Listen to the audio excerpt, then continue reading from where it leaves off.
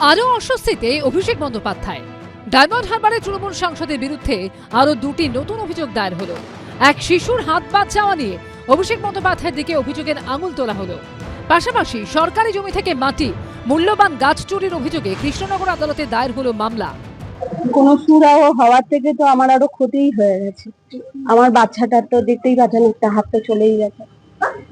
তো ওনার কাছে গিয়েছিলাম, উনি আশ্বাসও দিয়েছিলেন যে বাচ্চাটার উনি পুরোপুরি দায়িত্ব নিচ্ছেন, কিন্তু উনি যে দায়িত্ব নেওয়ার পরে এইভাবে এড়িয়ে যাবেন, মানে আমাদের ভাবা ছোঁয়ার বাইরে।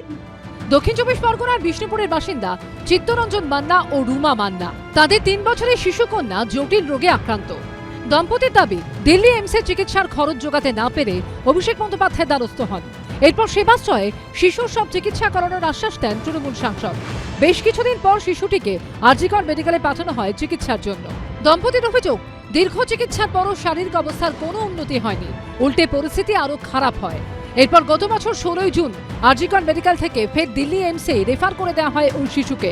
শেষ পর্যন্ত প্রাণহানির আশঙ্কায় বাদ দিতে হয় ডান হাত। অভিযোগ, এরই মধ্যে অভিষেক বন্দ্যোপাধ্যায়ের সঙ্গে ওই শিশুর ছবি দিয়ে সেবাশ্রয়ের সাফল্য হিসেবে তুলে ধরা হয়। এরপরই বিষ্ণুপুর থানায় অভিষেক বন্দ্যোপাধ্যায় সহ 6 জনের বিরুদ্ধে অভিযোগ দায়ের করেন ওই শিশুর মা বাবা। উনি শুধু এটাকে মার্কেটিং করার চেষ্টা করেছিলেন। অভিষেক ব্যানার্জির কথা বল, তার জীবনটা আমি পুরো শেষ করে দিই। এই পুরো পরিস্থিতির জন্য যাই হচ্ছে অভিষেক ব্যানার্জি, অথচ অভিষেক ব্যানার্জি একে নিয়ে মার্কেটিং করেছিল। অভিষেক ব্যানার্জি এদের সঙ্গে যে ব্লাফবাজি করেছে, এটা একটা বিচার হওয়া দরকার আছে। কালীঘাট তৃণমূলের তরফে জানানো হয়েছে এই অভিযোগ পুরোপুরি ভিত্তিহীন, আইনি সাহায্য নেওয়া হচ্ছে।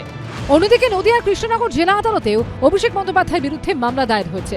কালীগঞ্জের পলাশী সুগার মিলের সরকারি জমি থেকে অবৈধভাবে মাটি ও মূল্যবান গাছ কেটে বিক্রি, সরকারি সম্পত্তির ক্ষতি এবং প্রাণনাশের হুমকির অভিযোগ তুলে মামলা দায়ের করেছেন এক সমাজকর্মী। তৃণমূল সরকার আসার পরে এদের নেতা নেত্রীদের মদতে এই মিলের একাধিক যন্ত্রাংশ চুরি হয়ে যায় এবং 33,000 বিঘা জমি রয়েছে এই মিল কোম্পানির আন্ডারে। সে তার জমি মাটি কেটে গাছ কেটে সমস্ত বিক্রি করে পরিবেশকে নষ্ট করার চেষ্টা করছে। এই ঘটনায় অভিষেক বন্দ্যোপাধ্যায়, তৃণমূল বিধায়ক আরিফা আহমেদ ও প্রাক্তন বিধায়ক হাসানুজ্জামান শেখ সহ 30 জনের বিরুদ্ধে মামলা দায়ের করা হয়েছে। গৌতম মণ্ডল ও প্রদ্যোৎ সরকারের রিপোর্ট, এবিপি আনন্দ।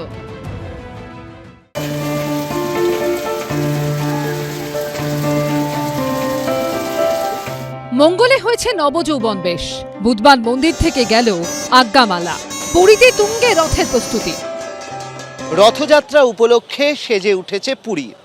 শ্রীমন্দির থেকে কিছুটা দূরে শ্রীনগর অর্থাৎ রাজবাড়ির সামনেই 3টি রথ তৈরি হয়েছে এবং আমরা দেখতে পাচ্ছি জগন্নাথ, সুভদ্রা এবং বলভদ্রের রথ। এবং পুরীতে আমরা অন্যান্য বছর যেরকম আবহাওয়া দেখি তার থেকে এবছর আবহাওয়া অন্যরকম। তার কারণ এবছর বৃষ্টি হচ্ছে প্রায়ই, তার মধ্যেই এই রথযাত্রার প্রস্তুতি চলছে। প্রতিবারের মতো এবারও বিশেষ ধরনের কাঠ দিয়ে তৈরি হয়েছে 3টি রথ। জগন্নাথ দেবের নন্দী ঘোষ, বলভদ্রের তালধ্বজ এবং সুভদ্রার রথ দর্পদলন। ये जो आषाढ़ का महीना है, इस मानसून टाइम बारिश हो सकता है, नहीं भी हो सकता है। अगर होता है तो खूब बारिश होता है। तो उस वक़्त क्या होता था ना, जगन्नाथ जी का तीनों रथ का जो व्हील्स हैं वो मिट्टी के अंदर घुस जाते हैं, तो उनको फिर निकाल के रथ को आगे लेना बहुत मुश्किल है। तो उस वक़्त हमारे हाथी थे जगन्नाथ जी के सेवा में, उन लोग पीछे से धकेलते थे।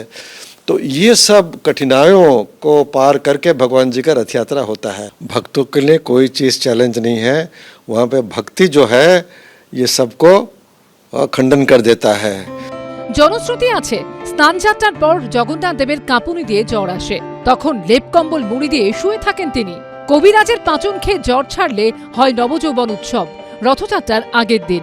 সেই রীতি অনুযায়ী বুধবার বলরাম, সুভদ্রা, জগন্নাথ দেবকে নবযৌবন বেশ পরানো হয়। বৃহস্পতিবার রথযাত্রা, পুণ্যতিথিতে টান পড়বে রথের রশিতে। মাসির বাড়ি যাবেন জগন্নাথ, বলরাম, সুভদ্রা। সেই উপলক্ষে লক্ষ লক্ষ পুণ্যার্থী এসেছেন জগন্নাথ ধামে। ভগবানের কৃপা ছাড়া রথযাত্রায় এইভাবে কাউকে টানেন না। জয় জগন্নাথ। भगवान के दर्शन, स्पेशल दर्शन करने के लिए ही आना था। मथुरा से आया हूँ और मुझे बहुत अच्छा लगा है, बहुत अच्छी तरह से मिले हैं, बहुत अच्छी मुलाकात हुई है। कहाँ से आ रहे हैं? मैं त्रिपुरा से आया हूँ। অনেক ভালো। নেই, পहली बार है, প্রথমবার। খুব ভালো, মনটা শান্তি হয়ে গেছে সত্যি অদ্ভুত। We have taken all precautions for any kind of inclement weather. So the administration is fully prepared to counter anything. You would have seen that there were rains in the morning, but they are all drained out. So the preparations are in full swing. Rathyatra উপলক্ষে নিরাপত্তা জোরদার করা হয়েছে পুরীর। রথযাত্রা উপলক্ষে কড়া নিরাপত্তার আয়োজন করা হয়েছে পুরীতে। আমরা দেখতে পাচ্ছি যে এখানে এনএসজি যারা রয়েছেন, ন্যাশনাল সিকিউরিটি গার্ড, সেই এনএসজি কমান্ডোরা তারা এখানে রয়েছেন এবং তারা রীতিমতো তাদের অত্যাধুনিক যে সমস্ত অস্ত্র রয়েছে সেই সমস্ত নিয়ে তারা স্ট্র্যাটেজিক পয়েন্টে তারা দায়িত্বে থাকছেন। एनएसजी का कमांडो को देखे सिक्योरिटी के लिए पूरी जगन्नाथ धाम है, रथ यात्रा के समय में इसका सिक्योरिटी बहुत इम्पोर्टेंट है। उसको नज़रअंदाज करते हुए हमारा जो स्टेट का स्पेशल टैक्टिकल यूनिट, एनएसजी के आईबस टीम, ये सब तैनात किया गया है। वो सारे अरेंजमेंट हमारे जो आईजी ऑपरेशन उनका प्रत्यक्ष निगरानी में हो रहा है। বুধবার প্রায় দিনভর বৃষ্টি হয়েছে পুরীতে। বৃষ্টির মধ্যেই চলছে প্রস্তুতি। আবহাওয়া দপ্তর সূত্রে খবর, আগামীকাল অর্থাৎ রথযাত্রার দিনও বৃষ্টির আশঙ্কা রয়েছে।